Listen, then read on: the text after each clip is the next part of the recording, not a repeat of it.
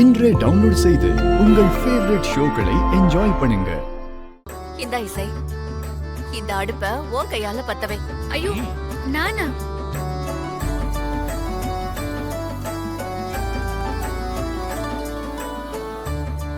இல்ல அத்தை, வேண்டாம் அத்தை. வருஷம் வருஷம் நீங்க பண்ற விஷயம் உங்க கையிலேயே நீங்க பத்த வைக்கணும். அதுதான் நல்லாவும் இருக்கும். இசை, உன் அத்தை காரணம் இல்லாம எதையும் சொல்ல மாட்டான். நீ தீப்பெட்டியை வாங்கி அடுப்பு பத்த வை. இல்ல வேண்டாம். இந்த இசை வருஷா வருஷம் நான் தான் அம்மனுக்கு கூழ காய்ச்சுவேன். ஆனா இந்த வருஷம் அப்படி இல்ல. உன் வயித்துல நம்ம குடும்பத்தோட வாரிசு வளருது.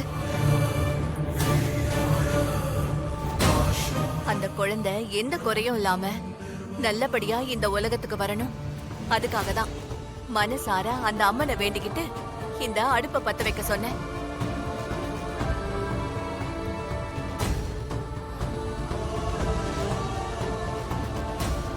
அந்த அம்மனோட அருள் இருந்தா உனக்கும் குழந்தைக்கும் எல்லாமே நல்லதாவே நடக்கும். இசை இசை, அம்மா தான் சொல்றாங்கல்ல, அப்புறம் என்ன யோசிக்கிறேன்? அடுப்பு பத்தவை. நல்லா சொன்ன ராகவ். அங்க பாரு. ஆமா இசை, நீ அடுப்ப பத்த வச்சாதான் நமக்கு பிறக்க போற குழந்தை என்ன மாதிரி அழகா அமைதியா பிறக்கும். அதான்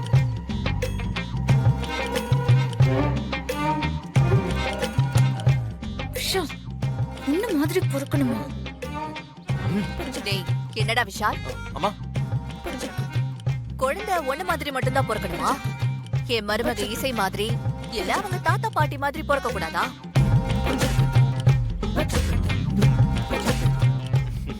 அதானே, பேரம் பிறந்தா என்ன மாதிரியும் பேத்தி பிறந்தா சுபத்ரா மாதிரியும் பிறக்கணும்டா. இல்லப்பா, எல்லாருக்கும் ஒரு ஆசை இருக்கும்ல. அதே மாதிரிதான் நானும் என்னோட ஆசையை சொன்னேன். அப்படித்தானே?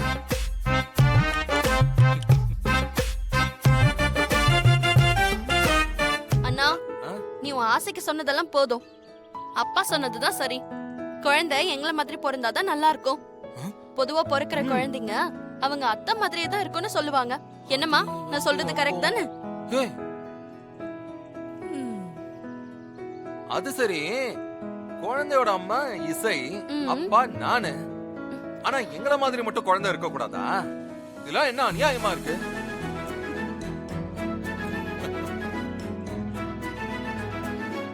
அப்புறம் நீ ஒரு வார்த்தை சொன்னீங்க, குட்டி மாதிரி. அப்படி சொல்லுவியா? சொல்லு, சொல்லி பாரு, அப்புறம் இருக்கு உனக்கு. பேசாம இரு. பின்ன என்னமா இவ அப்படியே மூஞ்சில குத்துறானா? இசை, இந்தாமா அம்மனை வேண்டிக்கிட்டு இந்த அடுப்பை பத்த வை. இந்த பத்த வைமா.